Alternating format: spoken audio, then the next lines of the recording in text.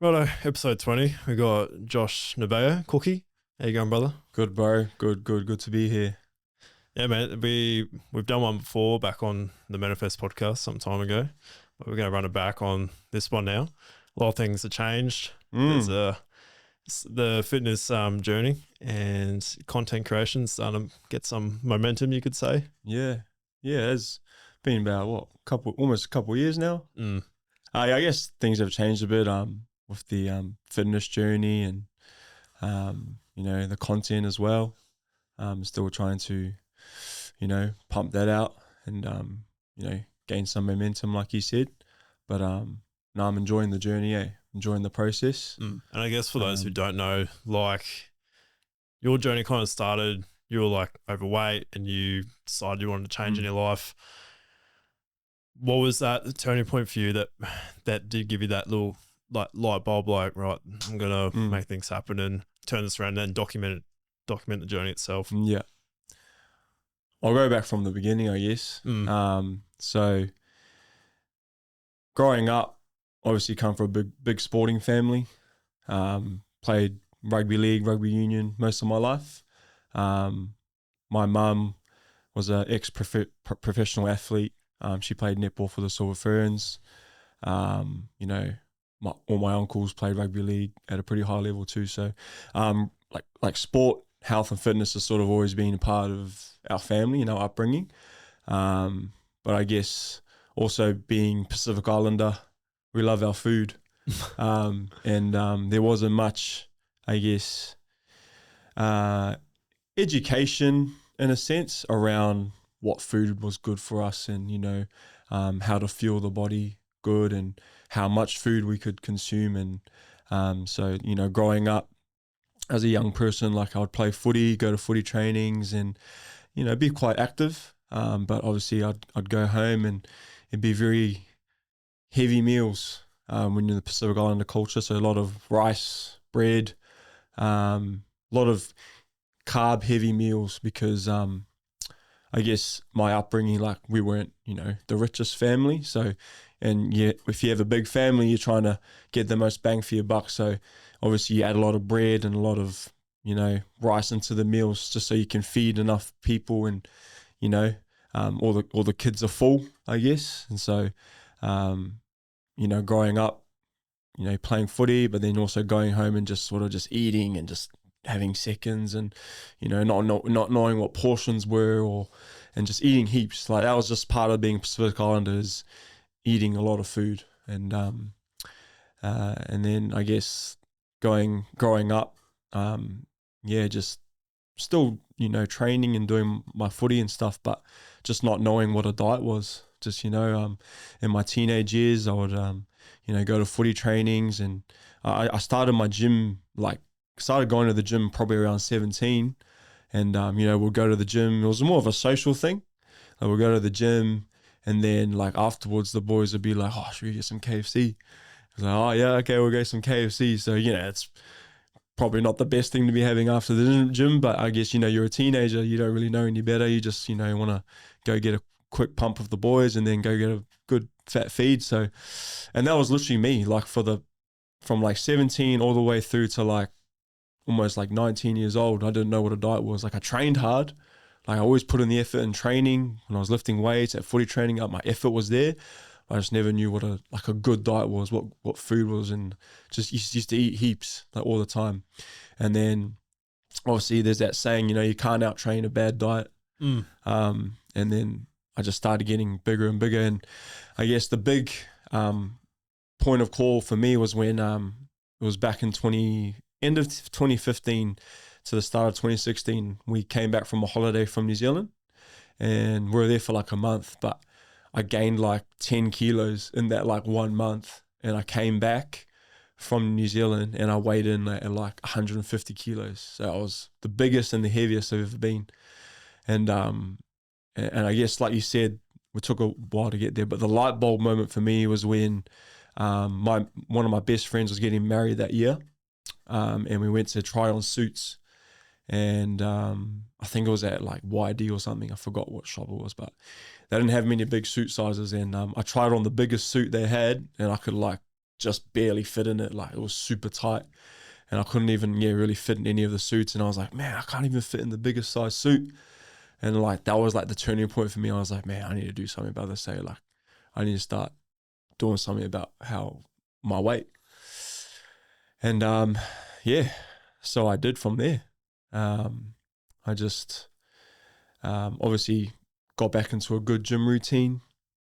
But I started just to research about diets and foods, and I didn't really know where to start. Like back then, there wasn't like, you know, much, like there was fitness content out there, but it was mostly like on YouTube. Like there was not like Instagram or TikTok. So the fitness content was very different like 10 years ago to what it is now. There's a lot of misinformation. So I just would like look at YouTube and just see what was, you know, what's the best like fat loss hacks, or like search up on do you know that Men's Health Fitness magazine? Yes. Yeah, they used to have like a website, and they have a bunch of like workouts, and they'll be like, oh, this is the best workouts to get shredded, or the best workout to get a six pack in like 8 weeks. And I just like look at all the stuff online, and I was like, I'll try that. So I literally spent almost 2016, 2017, almost 3 years just trial and error.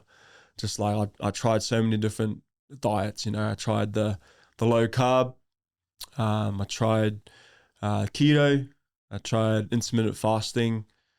I tried a lot of them, like all of those fad diets, you know, that popped up. And I guess across my journey, like I was obviously starting to lose weight. You know, the first year I dropped like, you know, I think 10, 15 kilos, which was pretty cool. I was pretty happy with myself then. And that wasn't being super strict or anything. That was just, you know, eating a bit healthier, you know, eating better foods. Like, and when I say better foods, like it was real simple. Like it was like a day on my plate for when I first started was literally porridge in the morning. And that wasn't even with protein, because I didn't really know what protein was. It was porridge in the morning. I just knew porridge was healthy. And then I'd have like fruit for snacks, because, you know, fruit is healthy. Yep. And then I'll just have like chicken and broccoli, because that was like the way to get shredded back in the day. Like you just eat chicken and broccoli. And then for dinner was just like steak and broccoli. And like I would just literally spam that for like, oh, a good, you know, few months. And ended up dropping like 10, 15 kilos. So that was pretty good. And I still had like, you know, treats now and then as well. Like I'd have a cheat meal or something, like, you know, once a week or something. But yeah, it was just back then. I was just like, I'll just eat a bit healthier and just eat a bit less and just train hard.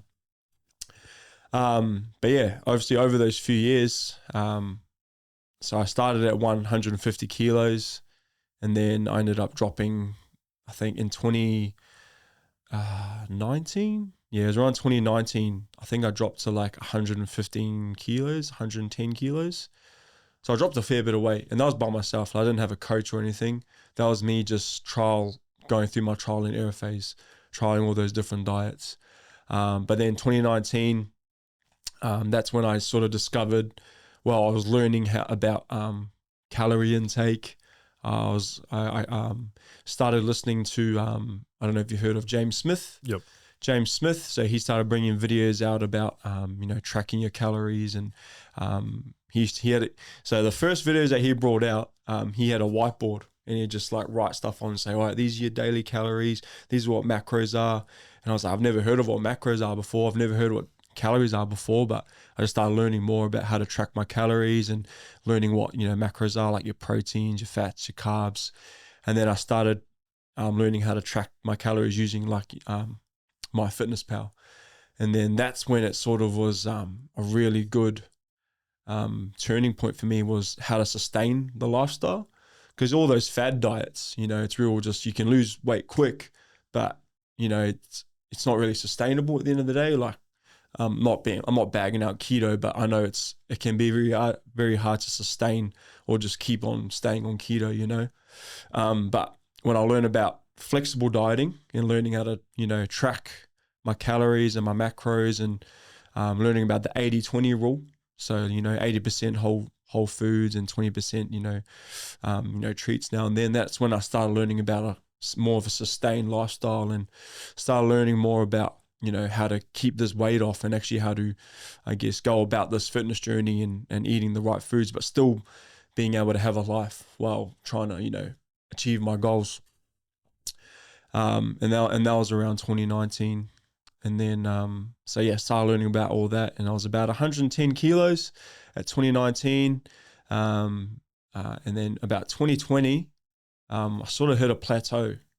And I've gone about this journey. I've lost about, you know, a fair bit of weight. So I've gone from 150 kilos to 110, 105 kilos. So still had a bit of lean muscle mass as well, which is good. So I didn't just like, you know, get skinny.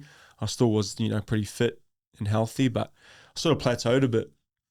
And so I said to myself, well, I might need a bit of guidance here. So got my first fitness coach, online fitness coach. And then that just took things to another level. So I ended up dropping another 10 kilos during like a 12-week cut. And yeah, this fitness coach was awesome. Shout out to Tin Beast. But he taught me a lot about the body and about how to fuel the body right too, you know, and about nutrition timing and just a lot of the science behind nutrition as well. So I ended up just learning a whole heap more. And that's been my whole journey, bro. Like from 2016 to now, it's just every year I'm learning something about my own body, about exercise, about nutrition. So when I got under this coach, I ended up, yeah, losing like another 10 kilos. And I ended up getting down to, I think it was the leanest I've ever been. And it was probably around like 11% body fat, like, which for me is quite lean. I'm not a naturally lean person. So for me to get down to that, it was the first time I saw abs. And I was just absolutely just stoked, bro. Like it was crazy. Like just seeing abs. I'd never thought in my life that I would ever see myself have abs. But yeah, at 2020, that's when the first time I saw abs, and I was like, far out. This is pretty cool. Just saw get to see some abs, and I was feeling good too. Like obviously I was looking good, but I was actually feeling physically good as well. Physically, mentally. So yeah, and then ever since then, man, it's just been, again, just a journey. Just been trying to, you know, obviously go about this fitness journey, trying to sustain what I've learnt, you know, keeping my body healthy, obviously keep it functioning, and yeah, just learnt heaps throughout that journey, eh? So what was the main inspiration behind you starting to do content creation? Was that for you to share your journey to other islanders that who may be in the same situation to you, also to a broad audience in general? Yeah, it's pretty funny, because I started I've been like doing content since I was in high school. It's weird, bro. Like I actually got this I didn't say this on the last podcast, but I now think of it, it's actually pretty funny. At our formal night, they do like these like funny awards. Yep. And I got like awarded the biggest Snapchatter. Ah, true. So it's like I've always been like a bit of a content creator, right? Right from the beginning. And I used to just like post funny videos on Instagram, even when I was bigger, even just going about my journey. I just like content creation. Like it's actually it's always started off as like a hobby for me. Like I actually enjoy making videos, and it's like my creative side. It helps me bring my creative side out. So I've always enjoyed making videos and obviously posting them. And if people can get a laugh, or they can get inspired or motivated by one of the videos, like that's always pretty cool. But I guess when I went about my fitness journey, and I was always documenting the journey too. Like I would post, you know, photos and videos of me going about my training and my diet. So I was sort of taking people along the journey with me, through my own health and fitness journey. And yeah, I guess when I really noticed where it was actually making an impact was when, you know, I'd post videos, or I'd post, I guess, content about my own health and fitness journey, and then people would like message me back, and they would say, "Oh man, like just really, your video actually really helped me today. I've been really struggling to get motivated to go to the gym, or to turn up to the gym, or, you know, to get into a healthy lifestyle. But like just seeing your video just really inspired me to get back on the horse and, and live a bit of healthy lifestyle. And when I started getting those messages more and more through my own experiences and through my own, I guess, journey, that's when I was like, man, I'm actually like, this. It's just a crazy thought that like 30-second video could be a 30 seconds to a minute video. One of my videos can actually like change the course of someone's life.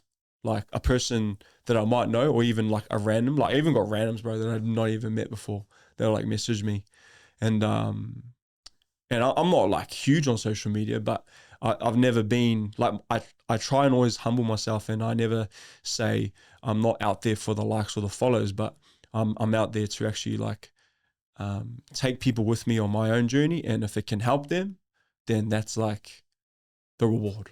That's the reward for me. Like it's all about impacting people in a positive way, because there's so much negative content out there. Hey, like we scroll through social media and there's so much negativity, and it's always good to have some more positive content out there to help people and inspire people and motivate people. And if I can do that through my journey, my health and fitness journey, then that's awesome. Like it's very rewarding for me, and that's why I do it now, and I'm still doing it. I'm obviously learning a lot about the content creation itself, and what's relatable, but also I'm trying to, I guess, put content out there that's going to, I guess, uplift, educate, and just inspire people, and that's sort of, and hopefully I can make people laugh too. I love a bit of humor, so and yeah, I guess it does relate a lot to the Pacific Islander community, especially like the bigger boys out there, because obviously when the guys like that see my journey, they sort of see themselves, and they're in similar boats. So it does relate to a set demographic a lot, but it also has a wider demographic, which is cool too. So yeah. Going back to when you mentioned in 2020 you picked up a personal trainer to help you with your journey, and you within 12 weeks dropped that 10 kilos, it was almost like you've picked up someone who's had 10 years plus of knowledge and skill and applied that to yourself, and being able to finalize the little details that you may have missed on, but have vastly made the great result of you being able to vastly lose your weight. Yeah. And I guess now you'll probably come to 10 years of experience now in the fitness world, where it be exercising and eating and health and diets. That's where you've now taken off and you're actually doing coaching yourself now. So when did that come into the picture? And then who is your target client? Yeah. So the vision of the whole online fitness coaching sort of came to me around 2022. So I was thought to myself, man, I've been on this journey. Like it would be cool if I could do some coaching myself. And I was like sort of dabbling in it a bit, and sort of started creating some, I guess, things on the business side of things, like like meal plans and training programs. Not released anything yet, but it was just in the works. It was sort of just undercover in the works, and it was something that I've been sort of developing since 2022. But I only really started officially was last year, and it was around May. So it's almost been almost a year, and I officially launched online coaching, and ever since then it's been pretty cool. It's been a roller coaster, but it's been cool. Like I've had a fair few clients now, and a lot of the clients or the demographic that I work with are males, and who are just overweight males. They could be Islander or just your classic Aussie bloke, just any general Aussie male, but usually the ones that don't know much about. They're very new to their journey as well. So they don't know where to start, and they just want to make a healthier, better habit of lifestyle for themselves. And I've been working with people who are dads. They just need to get back into a healthy routine. I've worked with guys who work in FIFO, like tradies. So I've worked with a wide variety of demographic, but mostly just males, and who just need a bit of guidance with training, nutrition, and just who really just want to try and lose the gut and just live a bit healthier. And it's been really good, bro. Like, not only, helping, those guys out with their fitness journey, but they're actually helping me out too, because I'm actually learning a lot about the coaching game as I'm still fairly new to it. So it's been a process of refining each time, and the more I do it and the more I'm coaching, the more I'm actually like getting better at coaching. Like, I'm getting better as a coach. I'm learning about clients' needs. I'm learning about, how maybe this, style of training might not work for this style of, like, for this client, So it's about, I guess, just, yeah, it's been a learning process this whole year. But I've really enjoyed it, bro. And I guess the biggest challenge for me has been learning the like the business side of it too. That was just a whole foreign thing to me. Like health and fitness, like I've had a fair bit of experience with it now, being on my own journey. But yeah, the whole business side of it, like that was completely foreign waters to me. So I didn't know much about it. Like, it's a funny story because I would just obviously, when I charge clients and they'd, obviously, send me money, to, for the coaching program. And I had my partner goes, oh, how, like, are you, are you saving a bit, for like tax time and stuff? I'm like, what do you mean? She's like, oh, you like, cause she's done independent support work. So she knows all about like, making sure that you pay your tax and stuff. She said, no, you've got to make sure that you put a bit away for tax time. Otherwise you're going to get booked. I'm like, oh, true. Well, I didn't even know that. I was like, thank you that I have you. Cause it's all new to me. Like, I don't know anything about it, bro. So it was just, so just learning all the logistics of it has been very, mind boggling, but hey, it's all part of the process, hey. Just like fitness was, it's all part of the process, trial and error. It's just a different sort of journey now. It's not just health and fitness, it's business as well. But it's been really enjoyable, bro. And where it's at the moment, it's been really good too. So yeah.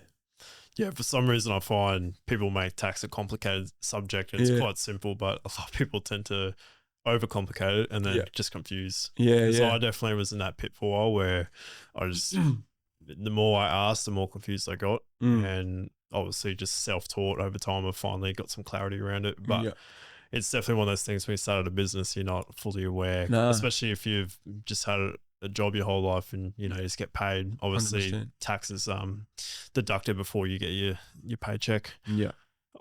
With an onboarding process, so if you're going to onboard a client, what's the step-by-step you take them through before they fully get signed up with you? Yep. So I only have like a set amount of spots that I have, just because working full time, and I don't want to sort of overdo it, and because I want to make sure that the clients I do have, that I'm actually putting in the time and the effort with those clients, and I don't want to just be getting a whole heap of clients and I don't give them the time and the effort. So I do have like a cap off, but I do have I'm starting to have a bit of it, like I have a specific demographic that I work with now. And it is like, the overweight male, which is mostly what I work with, but it's mostly the people that are the ones who are interested. But we're onboarding, like if people are interested in online coaching, I usually just get them to fill out like a online application form, and it just tells me a bit about like their fitness goals, their background, a bit about their why. I always want to try and know about people's why as to why they're doing it, because if I do take them on board and they sign up for coaching, in the middle of the coaching where it gets a bit hard, and because a fitness journey can be mentally hard, I always remind clients of the why, and usually if the why is strong enough, that's what gets them through. And so I ask them, the clients about the why, and then if I feel like that client is a good fit for me to help them, because sometimes maybe I'm not the best fit to help that person. Maybe they need to go see someone else, or I can refer them to someone else. But if I feel I'm able to help that person, then I just swing them a message, and just say, hey, I would love to have you on board, and I'd love to help you with your health and fitness journey. and then that's when things kick off from there, and we build their program, we build their their meal plans. I teach them all about tracking and how to make the lifestyle sustainable, and yeah, we start from there. I guess that question you asked, why are you doing this? Sometimes losing weight isn't enough. I guess sometimes it could be to fit in that, whether it be to fit in that nice wedding suit, or I don't know, be able to play with your kids in that. Is that kind of like the why you're looking for when you ask that question? Yeah, 100%. Like, obviously we all want to look good with our shirt off, but it's a very surface level why, and I ask, and I get this from my partner, shout out to my partner, Sammy. She always says to think about things just a little bit deeper. And it's since doing that, it's really helped me, but it's also helped a lot of other people, because just helps us look, past surface level things, because, anyone can look good, with their shirt off if they put enough effort into that journey. But once you get to that, I guess once you achieve that, then where to next, you know what I mean? So a lot of the guys I work with, that some of them have kids. And so a lot of them will use that why, I just want to be able to, be active with my kids. I want to be able to, play with my kids, or pass the footy around with my kids, or something like that. A lot of the other guys I might work with, some of them might play footy. I want to be fitter in footy this year, or something like that. And so, yeah, the why is really important part of the process, and it's got to be a strong why, and it can't just be because I want to look good. I mean, it is cool to look good, but it's definitely very surface level, and we want to get a bit deeper than that. When you go about, say sign the client, you put them on that program, are you doing similar training for all clients, or are you adjusting and modifying training to certain clients, and then also diets? So you're also giving diets to different, or suited to different types of blokes, whether it be an Islander, Aussie? Yeah. So my main client person that I get is always usually just fat loss or weight loss. The training obviously is revolved around, with the base of it is always, we focus on strength training, and we focus on calorie intake and macro intake. So that's the main I guess systems that we use to try and help the clients achieve their goals. But I've had some guys, they might be playing a sport, like playing rugby league. I've got a guy at the moment, he's playing footy, so I might personalize his training more to footy based. And yes, it is personalized for the client, because not all everyone's different. So I try and personalize, and there's some people who are beginners, and then there's some people who are maybe advanced lifters. So even the program might look a bit different for them too. But the main system with nutrition is pretty much the same all over. And if their goal is fat loss, or their goal is to gain muscle, then we use we have nutrition plans, but I teach them all about, how to track calories and track macros, so they understand how to do that, because then that makes them, well, it doesn't make them, but it helps them take it, more in a more sustainable approach, because they're not always going to have a coach forever. So the aim is for them to learn off me, and then be able to go and do it themselves in the future. So that's always should be the aim, Can you dive a little bit more into nutrition, what type of diets, and then even what is macro and calories? Yeah, 100%. So the plans that I have for the clients is a lot of it's based around whole foods. So I've always found the best, the way I feel the best and perform the best is eating whole foods. So it's a lot of meats, seafood, eggs.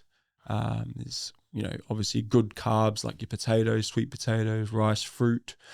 So whole foods, and then very minimal process. So I always encourage, whole foods as a staple, as a base.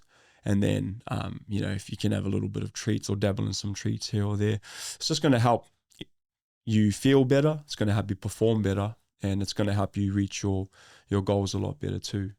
And that's from personal experience too. I know I've always felt better when I've eaten a lot cleaner diet. Obviously, I still encourage them to, have a life as well. You know what I mean? It's all about balance. That's sort of like the thing I try and push. It's like, it's all about balance, and for this lifestyle to be sustainable, we've got to make sure that each client has a balanced, I guess, relationship with food. You know what I mean? Yes, we eat like good foods to make us feel good and to perform good, but it's also important that that they enjoy their food as well. So just not being too restrictive, but also just the 80-20 approach. I'm always for the 80-20 approach. So that's sort of the crux of how I go about the nutrition with all the clients. Yeah. And your macro and calories, if you were to break them down. Yep. So obviously macronutrients is based around your proteins. So proteins is like the building block of muscle. So when we eat protein, so we all have a certain amount of protein that we should be eating per day, and you can find your proteins in your meats. So you like your steak, your fish, chicken, eggs. So that's one of the macronutrients that you focus on. And then there's your carbohydrates. Obviously carbohydrates are fuel for the body. So that's like your fruit, your potato, your rice, your breads, so that's all based around, fueling the body. And then you have your fats. So you have fats like your avocado, you have like your good oils, like your olive oils, your butter, bacon. So those are your three main macronutrients. So your protein, carbs, and fats. And when we go about macronutrient targets, we always want to focus on, I guess at the start, we always want to focus on hitting a protein target. So we should always, depending on the client and their activity level, but we always want to try and focus on like at least 1.5 grams of protein per lean body weight or something like that.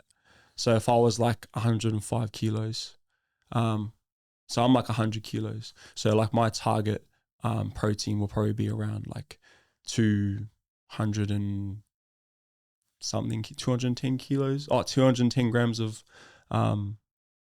protein. So yeah, so and literally just, and then you obviously play around with the carbs and the fats as well. But yeah, so just, each person is going to be different with their targets and stuff. So, but yeah, we always try and focus on hitting the protein first, and then obviously filling the rest with some good carbs, and then also your good fats as well. So yeah. And your calories are almost just, I guess, I can't even break down calories myself, to be honest. I just know what calories are, and obviously if you want to lose weight, you eat less calories, and then whatever you said body weight is. So I always, so let's say I'm with a client, right, and let's say that their target, like their what do you call it? Their goal is fat loss. So I always start like a client on like maintenance calories. So we all have a maintenance calorie, so intake, and that's going to be depending on our activity level, what our job is, our height, our weight.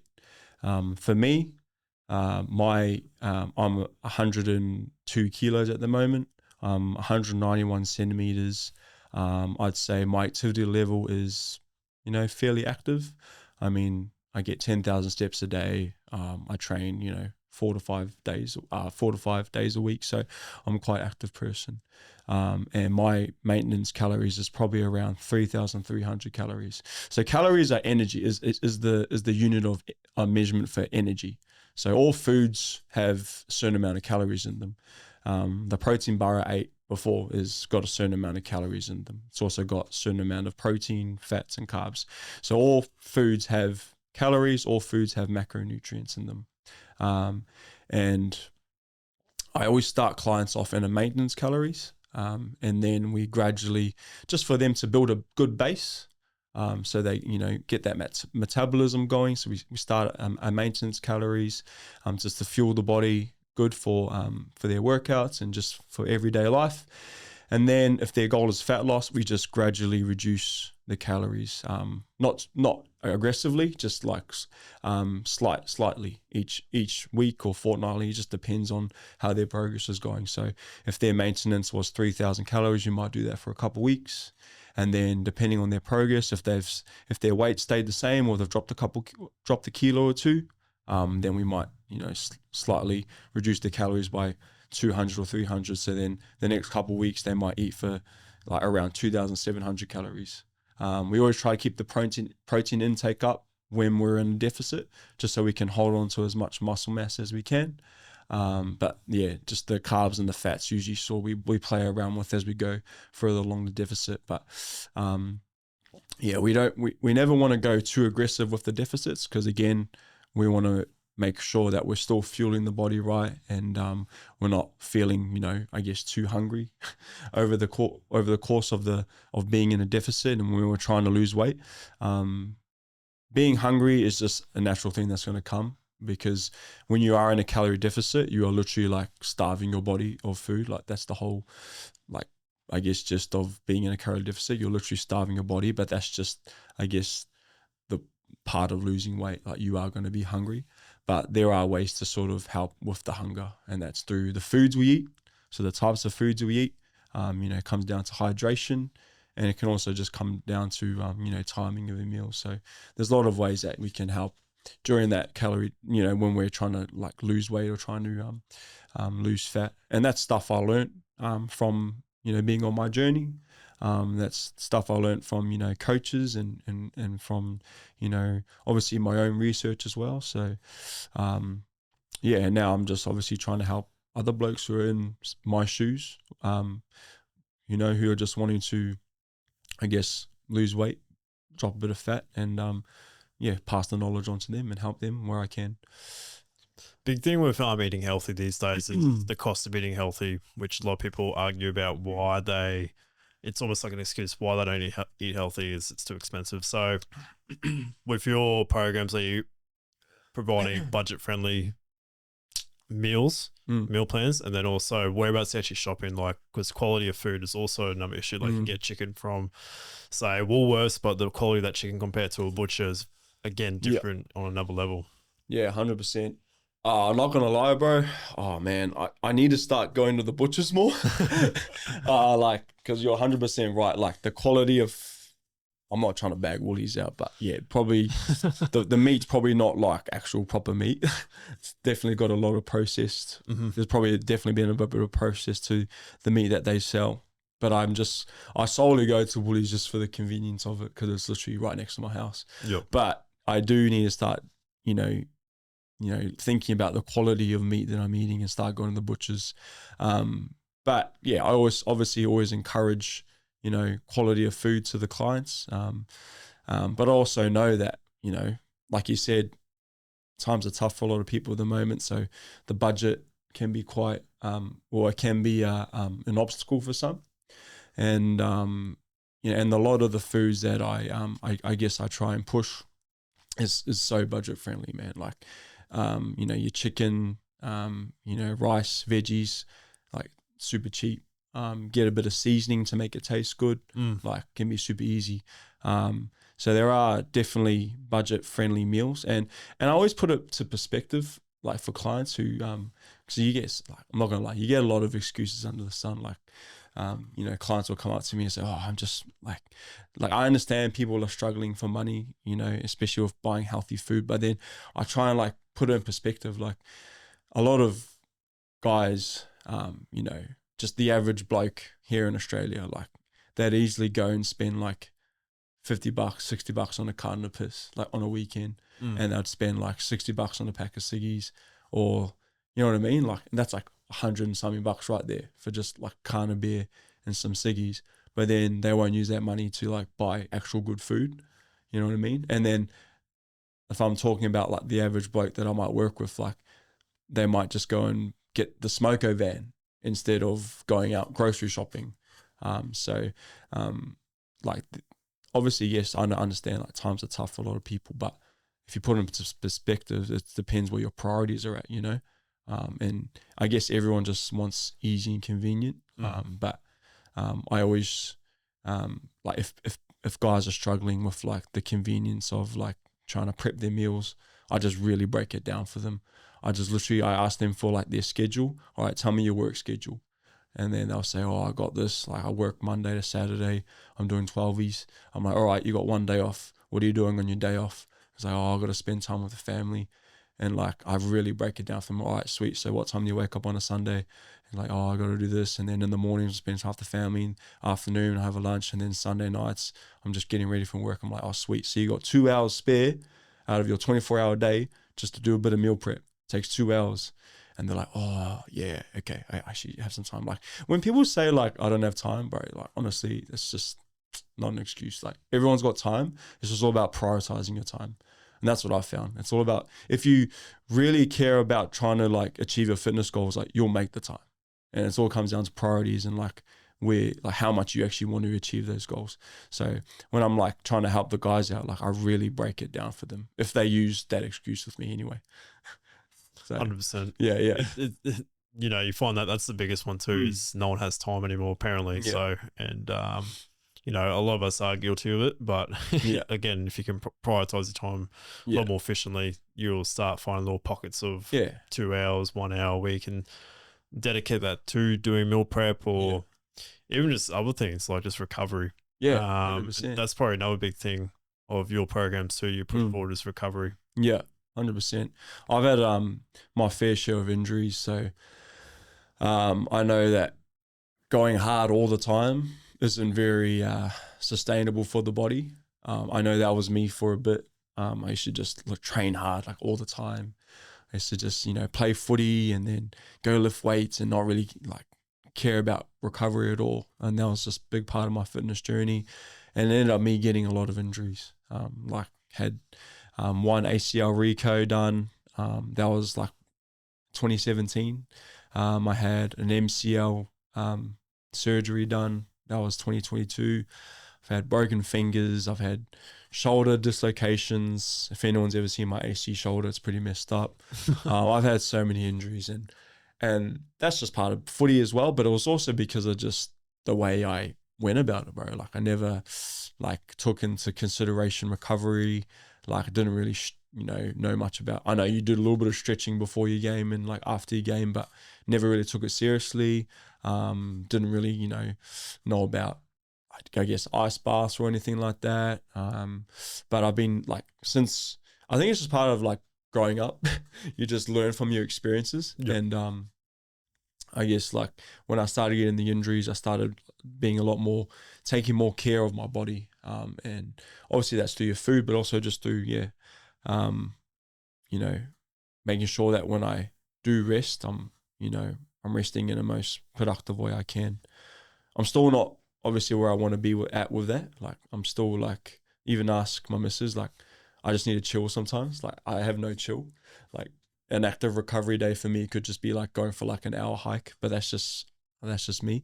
But obviously looking after my body is, especially as I'm getting older, I'm 28 now. So I literally want to try and be more, to make this lifestyle more sustainable. It's all about longevity. So, I do a lot of stretching and mobility now. I'm really focused on like warming up properly and making sure I have my recovery days. I'm eating right and doing all the little things. When you're younger, you don't really take in consideration of doing the little things, especially footy players, man. Like, especially like after a game, like I used to just literally, who cares? Like I used to just like, after the game, after a big footy game, you should really like smash like a liter of water, have something like a good feed, and then do like some stretching. And I never did that. It was like part of footy culture is, we'll just have a few beers after the game and then have some hot chips and gravy. So I never really focused on recovery, and that's what led to like injuries.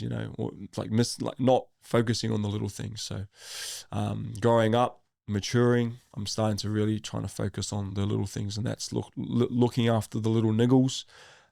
Shout out to Coach Chero. He was my strength and mobility coach. He helped me a lot, man, getting my knees right. So with content creation now, Like we even seen recently, one of your clips has, taken off a little bit and gained a little bit of followers. But with your content creation now, are you starting to leverage that to increase your clientele? Mm. And what attack method are you taking to reach out to clients, like Instagram DMs, calling? What's the Yeah. strat? So yeah, with the content creation and my online fitness coaching and how that's sort of linking is, I'm still like learning a lot. Like there's been a lot of I guess trial and error with how to go about, creating obviously engaging content and valuable content for people. But then also how to like leverage that into business as well. So it's been a big learning process for me and a lot of trial and error. And like through this trial and error, like I do so much research and I'm looking at other coaches and how they do things and how they go about, I guess creating content and monetizing their content as well. And there's so many different ways. Like one coach might say this is the best way. Another coach might say that this is the best way. Another coach might say this is the best way. So it's a matter of finding a way that's working for me, and I guess trying that certain way of how to I guess take on more clients and build my little business up, but also how to um, just go about this online fitness coaching journey. And I guess at the moment I'm just trying to focus on developing my personal brand, and that's through valuable, engaging, relatable content. So my content, I try it. I try to be educational with health, fitness, and nutrition.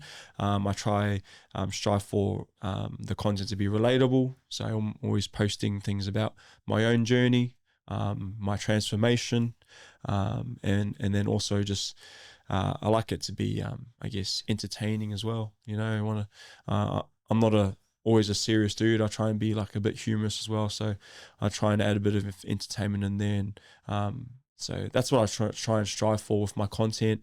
And if and I'm still learning how to sort of go about the whole content creation thing, but then leveraging it to my business and engaging clients and stuff. So yeah, at the moment it's just the biggest advertiser for me is the content, and then I guess trying to reach people through whether it be DMs or posting stuff on my story about they might have like a challenge coming up, like a 12-week challenge, and and just feeling it out through the waters. But a lot of it has been just trial and error at the moment. But it's been good lately. It's been pretty solid. It's for where I'm at the moment in this phase of my life. It's manageable. But obviously this year is the year I really want to try and scale it up a bit more. So which is going to involve more learning, and I'm really thinking about going under like some sort of mentorship or something like business mentorship, because like I said again, the whole business side of things sort of I don't know much about, so it would be really good to have like a business mentor. So that's sort of where I'm going. I think I'm going to go down towards, but yeah, we'll see. I guess 5-10 years from now, where do you see yourself, or where do you want to see yourself? 5-10 years from now. Right, honestly, like the dream, like for me, man, like I would love to be able to create this online fitness coaching platform. I would like it to a level where I can quit my job full time and just solely just focus on online fitness coaching. But also, I want to like eventually, because I love doing youth work and stuff, and I love working with youth. Like eventually, I would love to just open up my own, whether it be a youth center or my own like performance gym or something like that, and just help like young athletes like develop. Because I love doing my youth work and I love working with young people, but I also love like health, fitness and stuff. So like that's the dream. Like I don't know if that's going to happen in 5-10 years, could happen like 20 years, but that's like the dream for me. I'd love to, like, obviously have my online fitness coaching business, but I'd love to open up my own youth center one day and just help young people with their goals. But obviously, you know, main focus would be like athlete development with young guys and girls as well. That's the dream for me. But God's plan, man, God's plan. 100. He might have other things for me, so we'll see. If you would also leave this podcast on like a high note in a way, if someone's starting their fitness journey and they don't have the confidence in themselves, what would you tell them? First and foremost, I would say find your why you want to go about being a healthier version of yourself. Write it down, put it on the mirror somewhere on the wall, and then take the first step of just doing one thing, one little thing. That one little thing could be different for each person. That one little thing could be, all right, I'm going to start just going for walks every morning. That one little thing could be, okay, instead of having takeout every night, I'm going to maybe cook a meal. That one little thing could be, I'm going to sign up to the gym and I'm actually going to do one session a week. So one little thing. Start off small. Don't try and do it all at once. Don't try and start doing 6 days a week at the gym and eating and living off chicken and broccoli all at once, because you're probably going to last a few days and then you're just going to end up just hating yourself and just going back to old habits. So a lot of it is just starting small and building from there. There's a saying, it's a pretty cool saying. It's Rome wasn't built in a day, but they laid bricks. But every day they laid bricks. I butchered that, but there's a saying. Have you heard of that saying? It's like Rome wasn't built in the day, but every day they laid bricks or something. So it's like brick by brick. So it's like fitness journey. It's like life just in general. Like you just got to go each day brick by brick, you know, start off small, build from there. Don't try and put the whole pyramid on, don't try and build the whole pyramid in one day. You got to start off small, brick one by one, step by step. So yeah, if that makes sense. Sure, bro. Yeah. Well, I appreciate your time. Wish you the best, and I'm sure you do well. Cheers, brother. Thank you for having me. It's been a pleasure.